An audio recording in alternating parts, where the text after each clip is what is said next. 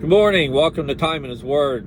Have you ever thought about how busy we get in the day or through the week, and we neglect the little things in life? We especially our quiet time with our Savior. I'm constantly thinking ahead about the load that I have and where it's going to get me at and what I can get out of there to get back to to the next.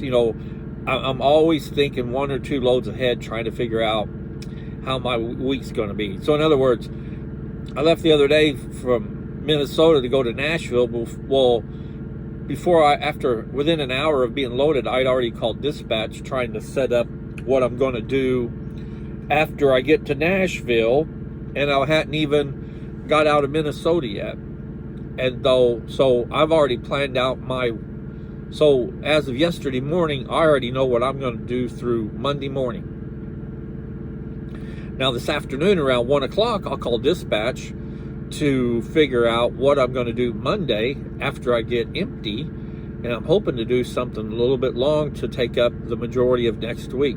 But you see, I'm constantly trying to plan ahead to line up my loads to make the money I need each week for all my bills as an owner-operator.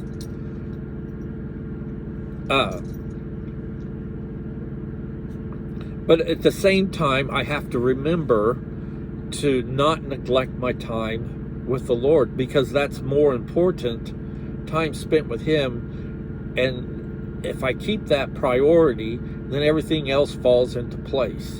And it seems to be a more easier flowing week. Things seem to be a little bit better, more in tune. You see what I'm getting at? Well, there's a passage in the Bible that I like, and a lot of times it's one that I go to when I start getting so busy and thinking ahead of laying out my week and stuff, that I just stop and I look it up and I read it, and I just read it over and over, and I just meditate on it, and I try to get a picture in my mind of what this verse is describing. It's in Psalms, the 42nd chapter, the first two verses. As the deer pants for the water brooks, so my soul pants for you, O God. My soul thirsts for God, for the living God.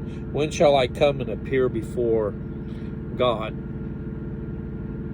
And I try to envision in my mind a deer at a pond or a lake, and the lake is just crystal clear, and it's reflecting all the trees and stuff around it, and there's just quietness, just total quietness. So quiet that if you were sitting there and watching that deer, you could hear the squirrels run across the leaves on the ground. And it reminds me that I need to, while I said earlier, planning out my week and all that is important, I cannot forget the little things in life that are equally, if not more important. And that, to me, that's what this verse is reminding me. Slow down and take time and just look at the little things in your life, the time spent with your grandkids, or the time spent with your young kids if you have young kids, whatever the situation be. Time spent with your wife when you're at home,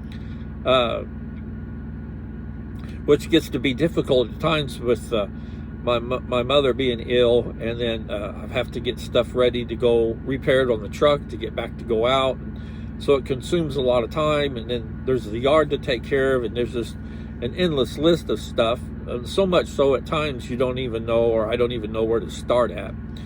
But I have to remember to slow down and take and enjoy and prioritize the littler things in life, and make them more important than the bigger things. The bigger things will take care of themselves eventually, and it'll work out like it's supposed to.